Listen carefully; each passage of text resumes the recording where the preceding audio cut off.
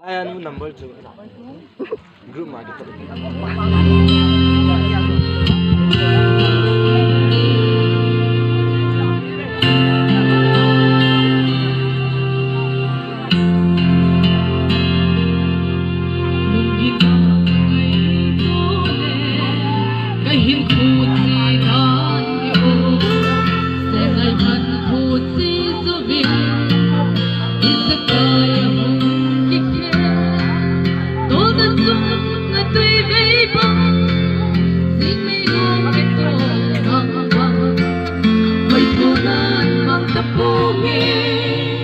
Kinh ca kê cực CPA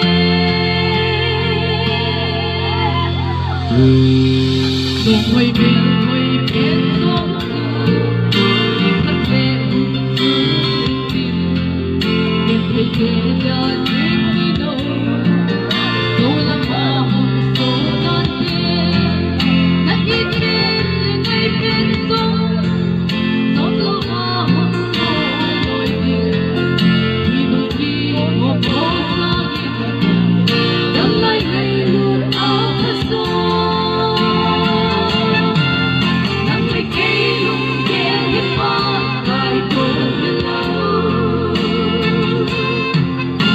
Khi cũng sâu xí cái bỏ nàng xây tiếng lâu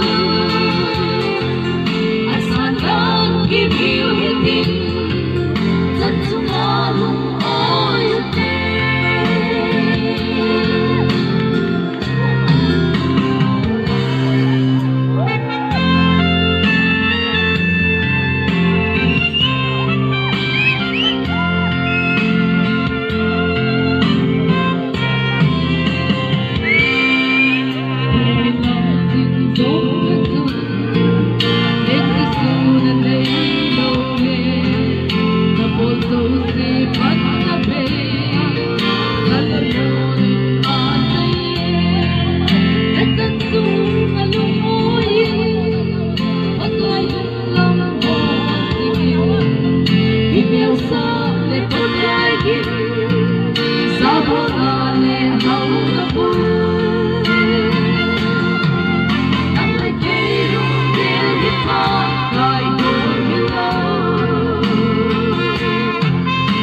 Khi cũng sâu xí cái bỏ nàng xây tiếng lâu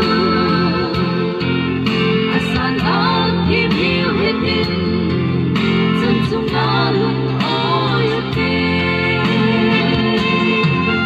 Nắng lại cây lung ghé cái bỏ Bài buồn như lâu Nhưng khi cũng sâu xí cái bỏ nàng xây tiếng lâu